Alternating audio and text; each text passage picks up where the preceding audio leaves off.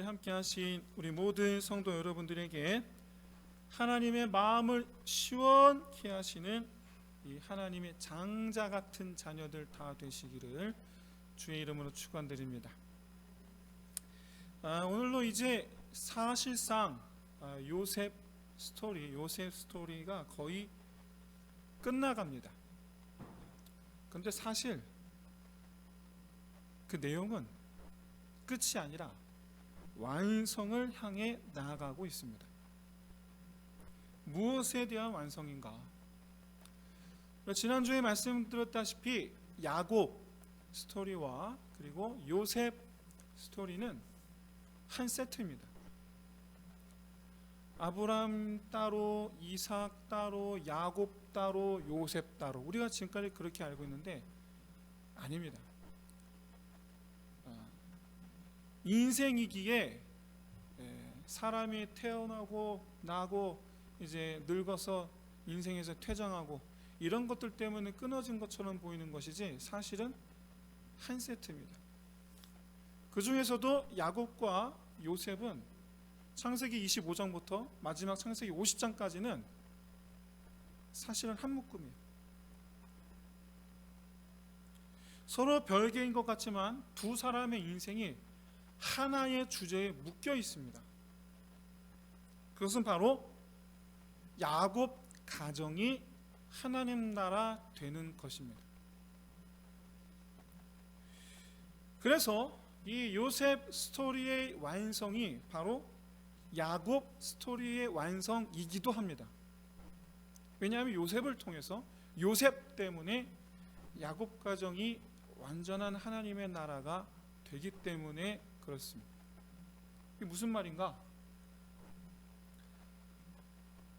이제 오늘 본문 이후로 잃어버린 요셉을 만나게 되고 요셉 때문에 야곱 모든 가족이 다 애굽으로 이주를 하고 그렇게 해서 애굽에서 장차 이제 모리알 같이 많은 이스라엘 민족이 태동하게 되죠.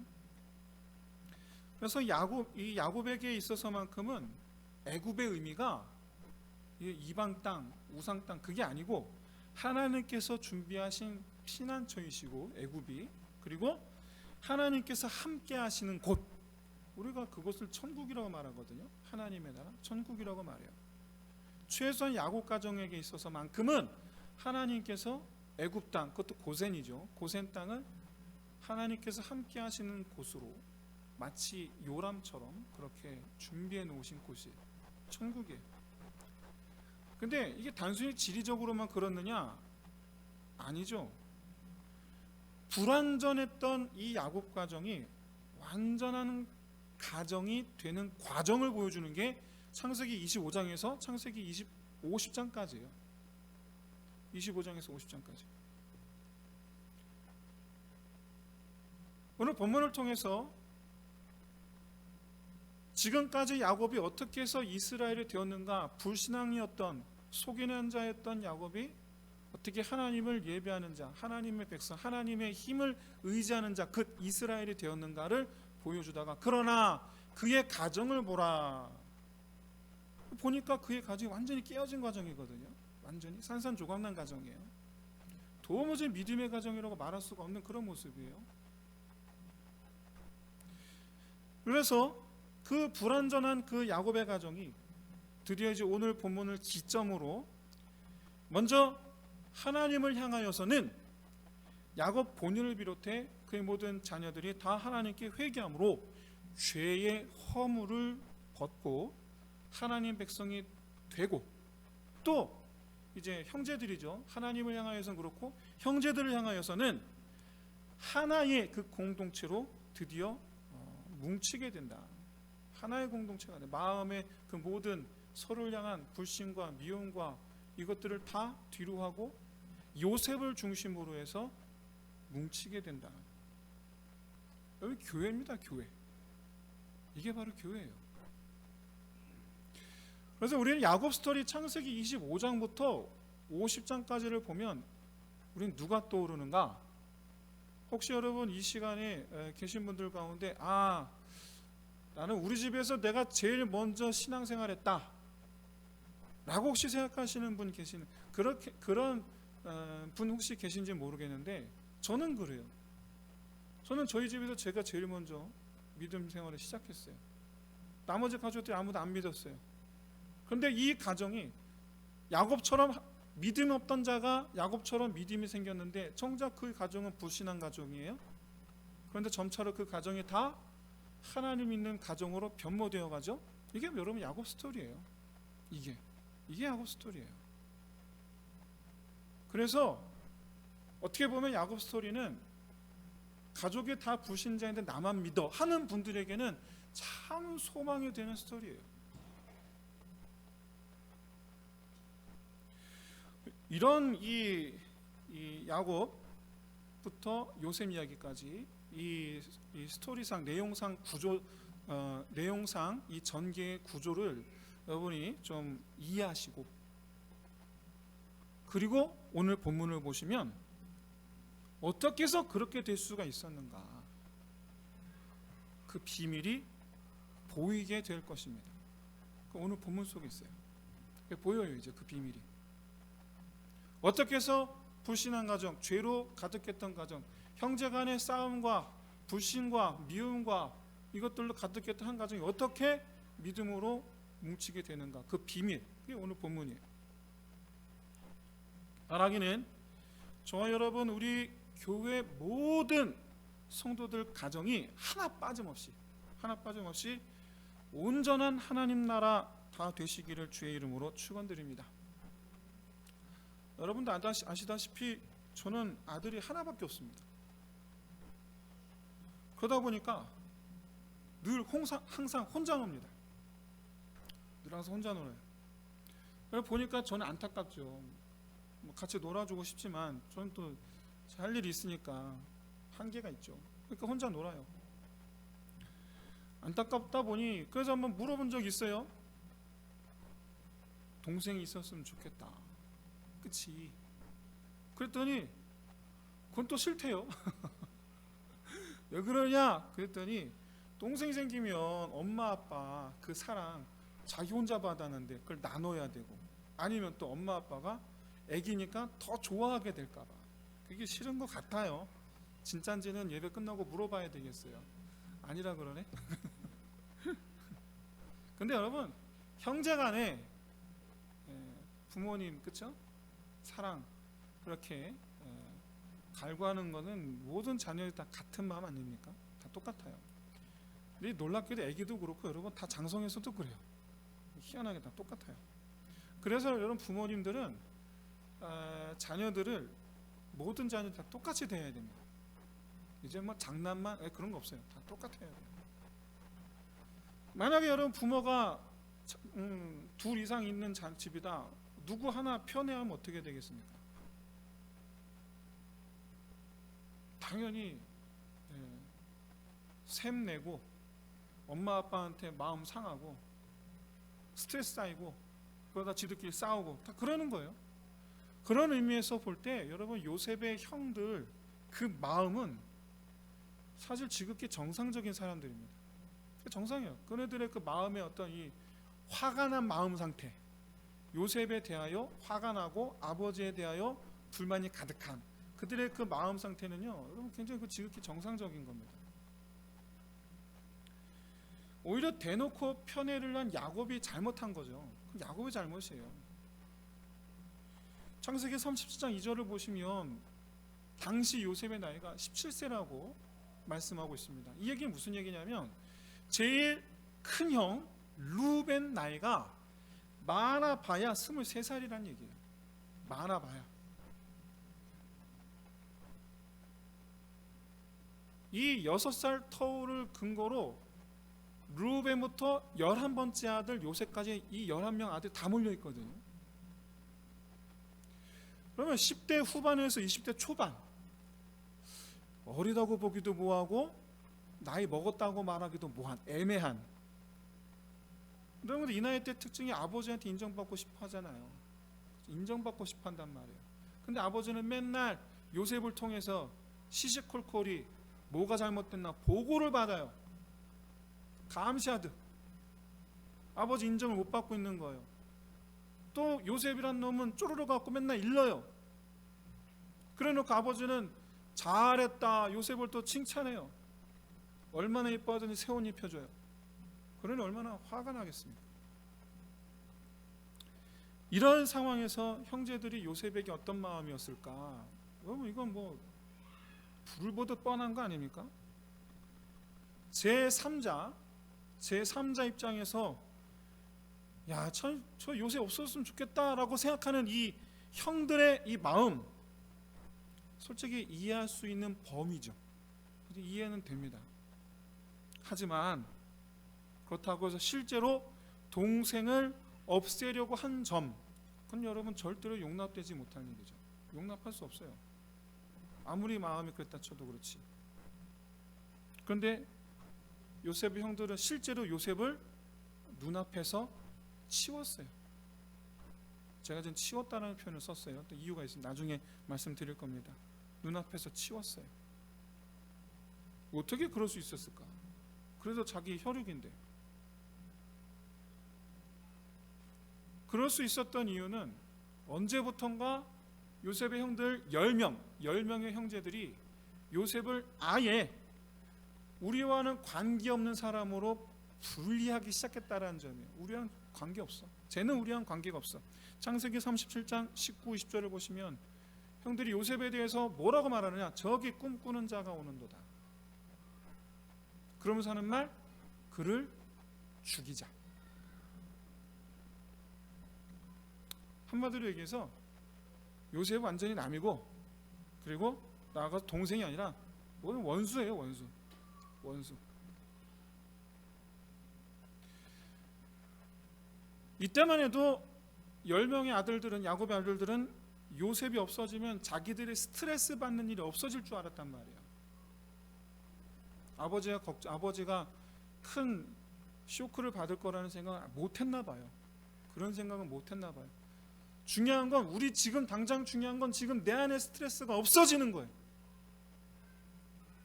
근데 여러분, 대개 가정 불화가 그래서 일어납니다. 딴 거 생각을 못해요. 아이들이 받을 쇼크를 생각을 못하고 맨날 이혼 얘기를 해요.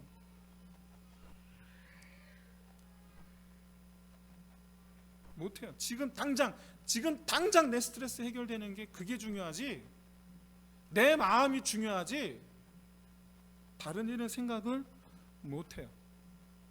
그러다가 실제적으로 어떻게 됩니까? 요셉이 없어졌다. 자기들은 속 시원하게 얘기를 했는데 아버지는 그때부터 가슴을 찢으며 살아요.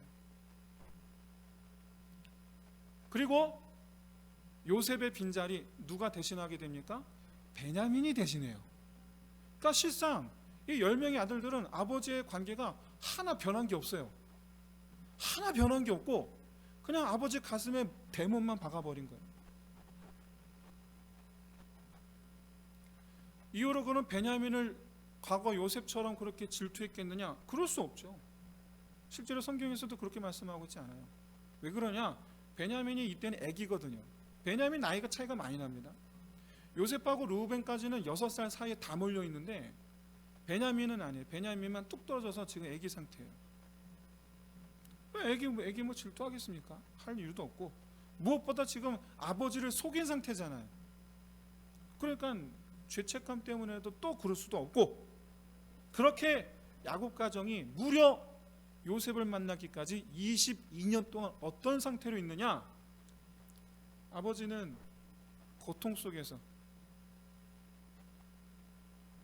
이 고통 이해가 되세요? 저는요, 평택에 처음 왔을 때 플랜카드, 제가 작년에 이 얘기 말씀드린 적 있어요. 작년에 송혜이를 찾습니다.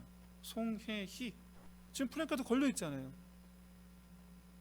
제가 엊그저께 서울 병원 갔다 오느라고 서울에 이 경부고속도로 타고서 올라갔거든요. 병원에 갈 일이 있어서. 그러는데 새 걸로 갈아 놓으셨더라고. 서울 톨게이트 지나서 그 서초 IC 입구에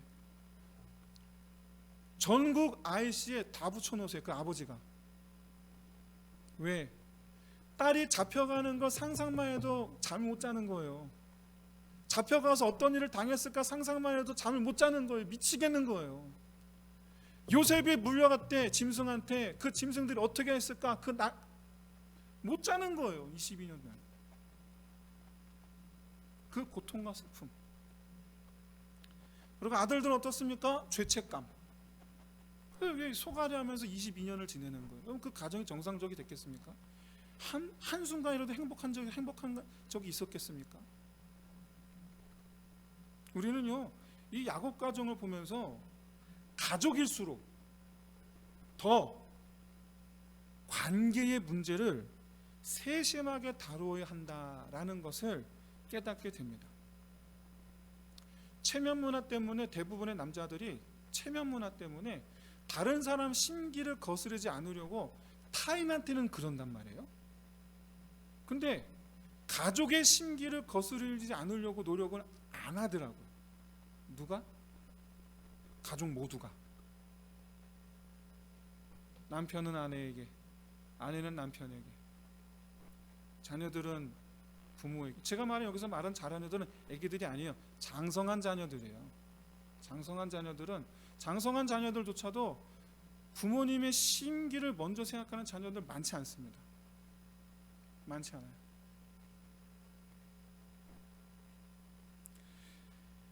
가족일수록 자기 감정이 소중해지면 반드시 다른 가족들이 반드시 상처를 받습니다. 반드시. 가족이 아니면 어떻게 보면 나도 상처 안 받고 저 사람도 상처 안 받고 그렇게 적당한 거리, 서로 상처를 주고받지 않을 적당한 거리를 유지하면 됩니다. 남이면 그럼 됩니다. 하지만 가족의 경우 최소한 한 집에서 사는 경우라면 그러면 적당한 관계는 있을 수가 없어요. 적당한 관계는 있을 수가 없어요. 절대로 없어요. 싸우든지 평화롭든지 아니면 냉랭해지든지 아니면 따뜻해지든지 둘 중 하나예요. 적당히가 존재하지 않아요. 그래서 여러분 가족일수록 더 자기 마음보다 상대방의 마음을 헤아리는 게 중요합니다. 내가 이렇게 얘기하면 저 사람 상처받겠지? 아니 타인한테 그걸 되게 잘하세요. 남한테는 내가 이렇게 얘기하면 저 사람 마음이 상하겠지? 이거를 되게 남한테 되게 잘하는데 내 가족한테는 안 해요. 근데 여러분 반대로 하시는 겁니다. 가족일수록 더 그래야 돼요. 더 세심하게 다뤄야 돼요. 그런데 거의 모든 가정이 그렇지 않죠. 거의 그렇지 않아요. 대부분 저마다 자기 감정이 중요해요. 남편은 아내를 향해서 아내가 자기를 존중하지 않는 것 되게 불편해하고 자존심 상해하고 화가 나죠. 아내는 어떻습니까? 자기의 관심을 가져주지 않는 것 되게 섭섭해하고 내 말에 귀를 기울여주지 않는 것 나중에 미워하죠.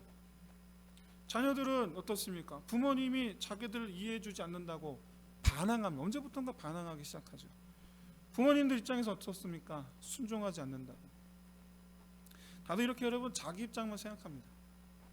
근데 여러분 이게 바로 가정이 깨어지는 이유예요. 이게 가정이 깨지는 이유예요. 자기 입장만 생각하는 거. 가족인데 내 마음이 우선시 되는 거. 그러다 보니까 쌓이는 것은 원망뿐이에요. 결국에는 미움이 찾아오고. 근데 여러분 이게 바로 죄의 특성입니다. 이것을 죄성, 이제부터 죄성이라고 표현하겠습니다. 죄의 특성이에요. 이게 죄의 특성이에요. 자기를 중요하게 여기게 하는 것, 자기 마음을 우선시 여기게 하는 것, 이게 죄성이에요. 죄의 특징. 그래서 이런 죄의 특성을 이기는 가정, 다시 말해서 상대방을 먼저 생각하는 가정, 남편을 먼저 생각하는 아내, 아내를 먼저 생각하는 남편, 둘이 만나면 행복 시작. 그렇죠? 영원히 행복한 거예요. 그게 영원히 행복한 거예요. 여러분 자기 입장만 생각하는 가정과 상대방의 입장을 먼저 생각하는 가정, 이 차이, 이건 여러분 말 하나 만화입니다. 그렇죠? 말 하나면 하나. 그러므로 우리 안에 이 죄성, 모든 사람이 다 있습니다. 이 죄성이라는 것은 보편적으로 다 있는 거예요. 부끄러워할 필요 없습니다. 맞아, 나는 그랬지. 아니요, 여러분만 그런 거 아니에요. 다 그렇습니다. 모든 사람이 다 갖고 있어요, 이 죄성을. 그래서 중요한 게 뭡니까? 이 죄성을 벗어버리는 게 중요한 거예요. 이 지난 시간, 그 죄성으로 말미암아 지난 시간 상처 주었던 내 그 모든 죄들, 그건 다 십자가로 씻고, 십자가 은혜로 씻고, 그리고 그 죄성을 깨끗하게 해주신 그 십자가 안에서 사는 것. 그래서 여러분, 우리 가정 안에 십자가가 있어야지 하나가 될 줄로 믿습니다. 우리 가정 안에 십자가가 오롯이 서야지 천국이 시작될 줄로 믿습니다. 사랑하는 성도 여러분, 십자가를 보면서 내 무엇 때문에 예수님께서 십자가를 달리셨나, 내 무엇 때문에 십자가를 달리신 건가, 여러분 깊이 묵상하시길 바랍니다. 그냥 십자가에 못 박혀 죽으셨는데 이게 아니고 왜 달리셨는가, 내 무엇 때문에. 부부간에 지금 갈등 상황이 있습니까? 그러면 십자가를 보세요. 그러면서 여러분 하나님께 물어보세요. 십자가에 대한 예수님을 바라보면 물어보세요. 예수님, 내가 남편에게 행한 무엇 때문에 십자가에 계신 겁니까? 주여, 내가 아내에게 행한 무엇 때문에 십자가에 계신 겁니까? 내 죄를 한번 여러분 깊이 십자가를 바라보면서 여러분 묵상해 보십시오. 네가 아내한테 하는 행동 때문에, 네가 남편에게 하는 행동 때문에 내가 여기 십자가에 달려 있노라 말씀하시는 하나님 음성에 한번 귀를 기울여 보세요. 제가 고등학교 1학년 때 회심한 이유 뭐라고 말씀드렸습니까? 수련회 가서 기도하는데 갑자기 필름이 지나가는데 딱 하나, 거기서 마음이 확 바뀌었어요. 어떤 장면이었다 말씀드렸죠? 처음 듣는 분도 계실지도 모르겠는데, 이 돗자리 있지 않습니까? 대나무 돗자리, 그걸 둘둘둘 말았어요. 이만큼 두꺼워지고, 그걸로 동생을 싸우는데, 그걸로 그게 딱 보이는 거예요. 그게 제가 동생한테 한 그거. 저는 그전에는 도대체 주님께서 무엇 때문에 나를, 내 무엇 때문에 십자가에 죽으셨다고 말씀하는 건가 이해가 안 됐단 말이에요. 도대체 내 무엇 때문에 십자가 달리셨다는 얘기지? 내가 뭐 얼마나 잘못했지? 그런데 그 장면을 보여주시는 그 순간 그제서야 알았어요. 아, 나 때문에 죽으신 게 맞구나. 내 그것들 때문이었구나. 사랑하는 성도 여러분, 십자가는 우리 죄를 생각나게 하시고 또 그것을 씻어주기 위해서 피를 흘려주신 하나님의 은혜입니다. 우리 가정이 천국 되려면 먼저 반드시 예수님 십자가가 있어야 됩니다. 그래서 우리를 사랑하심으로 자기를 내어주신, 희생하신 이 아버지 사랑, 이 사랑으로 여러분 충만해져야 됩니다. 하나님 아버지께서 나를 사랑하신 그 하나님 아버지 마음을 이해할 때, 그 아버지 마음을 이해할 때 그제서야 비로소 부부 사이에, 부모 자식 간에, 형제 간에 결혼하고 난 다음에 각각 가정을 이룬 형제 관계들 어떻습니까? 돈독해지기 힘들어요. 그렇죠? 환경이 조금만 뭔가 사소한 것만 있어도 팩 틀어지기 쉬운 게 결혼하고 난 뒤에 형제 관계예요. 남보다 못한 관계가 될 가능성이 굉장히 높아요. 많이 봅니다만은, 그러나 사랑하는 성도 여러분, 그리스도 안에서의 형제만큼이나 혈육 안에서의 형제도 우리가 사랑해야 하고 반드시 하나를 이루어야 돼요. 그런 관계인 것을 깨달으시기를, 그리고 믿으시기를 진심으로 소원합니다. 이렇게 여러분, 부부 사이에 하나님 마음을 충만하시기, 형제 사이에, 부모 자식 사이에 이 하나님 마음으로 충만하시기를 주의 이름으로 축원드립니다. 오늘 본문이 바로 오늘 본문의 메시지예요. 은잔 사건이 있습니다. 이 왜 은잔 사건이 왜 필요했는가? 다른 게 아니에요. 은잔을 뒤져보는 가운데에서 떡하니 나온 은잔, 뭡니까? 죄를 발견케 하시다라는 의미예요. 우리 죄를 발견케 하시다. 이게 여러분 은잔의 의미예요. 놀랍게도 여러분 10명의 형제들이 베냐민을 향해서 네가 진짜 훔쳤느냐라고 따져 묻는 사람 단 한 명도 없습니다. 뭐가 중요하느냐? 은잔이 나왔구나. 그래서 어떻게 된다? 베냐민이 잡히겠구나. 이게 중요해지는 거예요. 이게 큰일 났다. 우리 베냐민이 노예로 죽게 되는구나. 그가 어떤 잘못을 했는지 중요하지 않은 거예요. 여러분, 우리는요, 네가 이렇게 잘못했잖아, 이걸 중요시 여긴단 말이에요. 아버지가 나한테 그랬잖아요. 여보, 당신 나한테 그러지 않았어. 그렇게 한 걸 가지고 우리는 꼬투리 잡고서 그것 때문에 상처받았다고 그 마음을 비우지 못하고 그것 때문에 허구날 싸웁니다마는, 그런데 여러분, 베냐민의 형들은 말이죠, 베냐민한테 네가 훔쳤냐, 왜 훔쳤냐 따져 묻지 않아요. 뭐가 중요하다? 베냐민이 그것 때문에 죽게 된 사실, 그게 중요한 거예요. 다 같이 슬퍼해요. 그래서 다 같이 슬퍼해요. 여러분, 이게 예수님 마음인 것을 믿으시길 바랍니다. 이게 예수님 마음이에요. 그가 무슨 잘못이냐, 여러분, 그거 중요하지 않아요. 중요한 건 뭡니까? 그가 그 죄 때문에 그가 죽게 되었다는 이 사실이 중요한 거예요. 오늘 본문에서 야곱의 형제들은 드디어 아버지 마음을 이해하기 시작합니다. 드디어 자기들이 요셉을 노예로 팔아버린 후에 요셉이 어떻게 죽었을까 상상만 하면 그냥 가슴을 쥐어뜯던 그 아버지, 나를 저렇게 좀 사랑해주면 안 되나? 그런 불만 있었을지 모르겠지만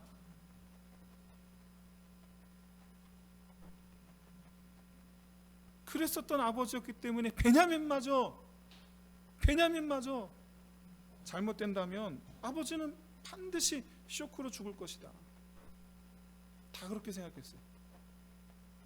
여러분, 무엇보다 여러분, 오늘 본문에 유다가 나서는데 우리가 그 본문은 제가 넘어갔습니다. 그냥 넘어갔는데 언젠가는 따로 특별히 좀 다루어야 될 필요가 있는 본문이긴 합니다만은 창세기 38장을 제가 그냥 넘어갔었어요. 거기 보면 38장에 보면 유다 가정 이야기가 나옵니다. 유다 짤막하게 한 장에 걸쳐 나오는데 거기 보면 안타깝게도 유다 두 아들이 죽습니다. 유다는 이미 두 아들 잃어요. 큰 아들은요, 그가 악을 행함으로 여호와께서 치셨다고 말씀하고 있어요. 그가 악을 행함으로. 근데 둘째 아들은 큰 아들의 아내인 다말, 며느리죠. 이 며느리로 말미암아, 며느리 때문에 며느리에게 악을 행함으로 역시 하나님의 심판을 받아 죽습니다. 유다의 두 아들은 하나님 심판받아 죽어요. 그런데 여러분, 어떻게 죽었는지 어쨌든지 간에 이렇게 죽든 저렇게 죽든지 간에 아들을 잃은 아버지의 마음 어떻겠어요? 그건 뭐 피차 일반 아니겠습니까? 어떤 식으로 죽었든지 간에 그건 피차 일반이에요. 그때 자기 심정, 아들들을 잃었던 그때 자기 심정. 오늘 본문에서 분명히 유다는 베냐민이 살기를 바라고 있어요. 베냐민이 살기를 바라고 있어요. 진정으로 자기가 베냐민 대신 노예가 되기를, 노예로 붙잡혀 있기를 지금 바라고 있어요. 진정으로. 근데 그건 아버지를 위해서가 아닙니다. 그리고 베냐민을 위해서가 아닙니다. 그건 온전히 유다 본인의 바람이에요. 본인의 바람이에요. 왜? 이때 이미 유다의 마음은 그 아버지의 마음에 되어 있었기 때문이에요. 아버지의 마음에 되어 있었기 때문에. 어느샌가 20년 전 나도 아들인데 나는 이런 피해의식 없어요. 그런 피해의식, 그 피해의식 때문에 요셉을 치웠었는데 없어요. 왜? 시원해질 줄 알고 그 피해의식에 사로잡혀 고통스러워서 그 고통의 근원이 요셉을 치워버리면 내가 시원할 줄 알았는데 시원해지기는커녕 오히려 고통스러운 20년을 보냈거든요. 아버지하고도 변한 게 하나도 없고요. 여러분, 사람은요 보통 피해 의식을 갖게 만든 그 대상이 눈앞에서 사라져버리면, 그 대상을 눈앞에서 치워버리면 자기가 고통에서 벗어날 줄로 압니다. 그래서 빨리 그 사람하고 뭐 이렇게 근데 여러분, 자연스럽게 헤어지면야 뭐 상관없겠습니다만은, 내 손으로 치우는 그날 이후로 그게 죄가 되어서 영원히 내 삶의 고통의 근원이 됩니다. 내 삶의 고통의 근원이 돼요. 근데 유다는요, 오늘 요셉이 아닌 또 다른 피해의식의 근원이 될 만한 베냐민. 근데 이번엔 그 베냐민을 치우는 게 아니라 어떻게 해요? 끌어안아요. 그 베냐민을 지금 끌어안아요. 그리고 아시다시피 이후로 드디어 자유가 찾아옵니다. 피해의식의 근원인 그를 끌어안으니까 자유가 찾아와요. 모두가 살아요. 뿐만 아니라 모두가 살아요. 베냐민이 살게 되므로 아버지가 살게 되고, 아버지가 살게 되므로 자기들이 살게 되고, 뿐입니까? 과거 자기들이 죽게 하였던 요셉 다시 살아 만나요. 여러분, 피해의식은 그 근원을 끌어안을 때, 어떤 마음으로? 아버지 마음으로 끌어안을 때 떠나갈 줄로 믿습니다. 너는 내 고통이라 라고 말할 만한 사람이 있습니까? 나를 고통스럽게 하는 사람, 남편입니까? 아내입니까? 너만 없었으면 내가 행복할 텐데. 아버지입니까? 시부모님입니까? 아니면 뭐 장인 장모입니까? 그래서 나는 피해자로 지금 있습니까? 그렇다면 여러분, 끌어안아야 됩니다. 어떻게 끌어안느냐? 그를 향한 아버지의 마음, 거기에 여러분 답이 있어요. 내 마음으로는 여러분 죽었다 깨어도 못 끌어안습니다. 왜냐하면 나는 피해자니까. 피해자의 마음으로는 여러분 죽었다 깨어나도 여러분 끌어안을 수가 없어요. 아버지의 마음으로만 끌어안을 수가 있어요. 유다가 아버지 마음을 갖게 되니까 모든 것이 변화된 것, 이것을 여러분 보셨으면 믿으시고 그렇게 되시기를 진심으로 소원합니다. 이제 이 깨어진 야곱 가정이 유다가 아버지의 마음을 품는 순간 하나로 모이게 되죠. 제가 서두에 말씀드린 대로 불완전한 이 야곱 가정이 드디어 완전히 하나 되는 가정으로 변화되는 순간이 지금 이제 다가오고 있습니다. 그렇게 해서 하나님 마련하신 처소, 피난처, 천국으로 안착을 하는 과정이 지금 남아 있습니다. 아시다시피 여러분, 야곱 가정은, 야곱이 가정을 이룬 순간부터, 아니 야곱이 태어나던 때부터 지금까지 한 번도 야곱은 화목한 가정을 경험해 보지를 못했습니다. 야곱의 처음 등장했던 창세기 25장, 그의 등장은 정말 그야말로 참 특별했어요. 태어나면서부터 형하고 싸우면서 태어난 사람이 야곱이에요. 태어나면서부터. 그래서 요셉을 다시 만나게 되는 창세기 46장에 이르기까지 야곱은 단 한 번도 화목한 가정을 경험해 보지를 못했어요. 결혼 전에는 본인이 형하고 싸우고, 결혼했더니 부인들이 서로 싸우고, 자식을 낳았더니 이번에 자식들이 서로 싸우고 문제 일으키고. 야곱이 바로를 만났을 때 바로에게 자기 나이를 소개하죠. 내 나이 130입니다. 그렇죠? 이 얘기는 무슨 얘기냐면 130년 동안 한 번도 화목한 적이 없는 거예요. 130년 동안. 여러분, 이게 얼마나 한많은 인생입니까? 130년 동안 해결되지 못한 이 야곱의 이 화목한 가정의 꿈. 그런데 어느 날 갑자기 이루어요. 어느 날 갑자기 이루어요. 그날이 갑작스럽게 찾아와요.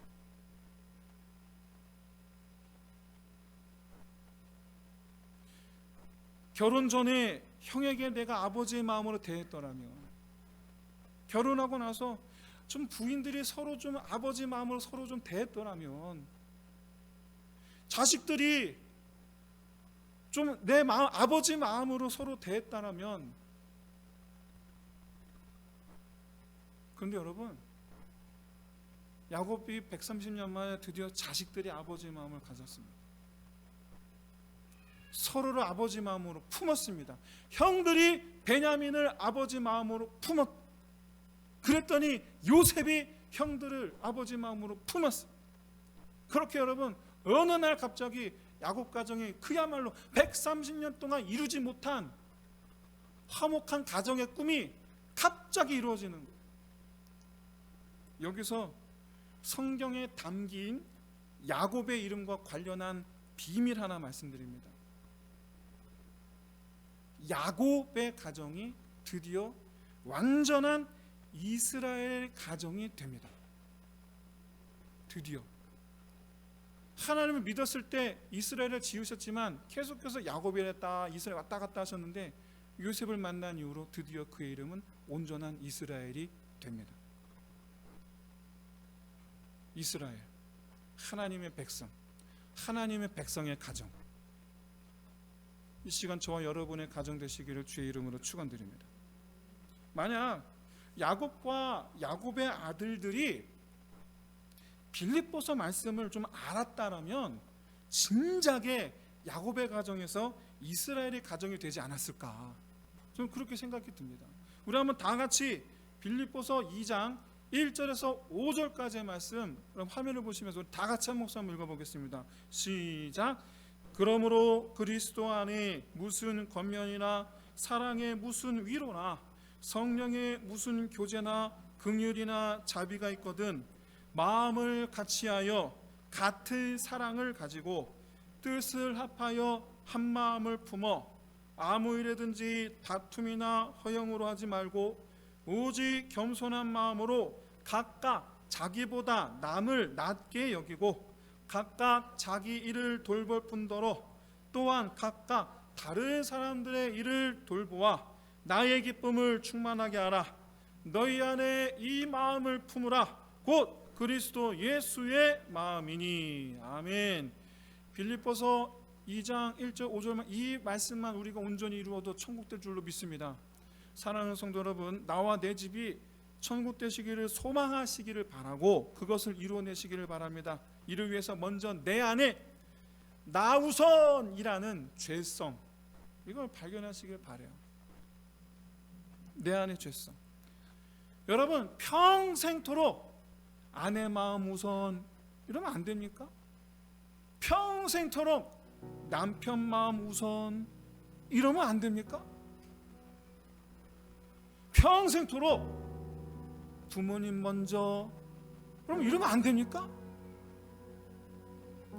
근데 여러분, 다 허물들이 있거든요. 남편 허물이 있고, 아내 허물이 있고, 부모님 허물이 있고, 자식들, 형들, 누나들 다 허물이 있거든요. 근데 여러분, 그 허물들을 아버지의 마음으로 바라보면 아무것도 아닙니다. 아무것도 아닙니다. 왜?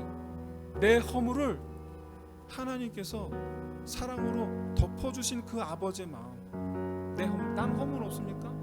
나 허물이 많잖아요. 여러분, 아버지 마음, 예수님 마음 되어보시길 주의 이름으로 축원드립니다. 그러면 나와 내 집이 천국이 될 줄로 믿습니다. 우리 함께 시간 기도합시다.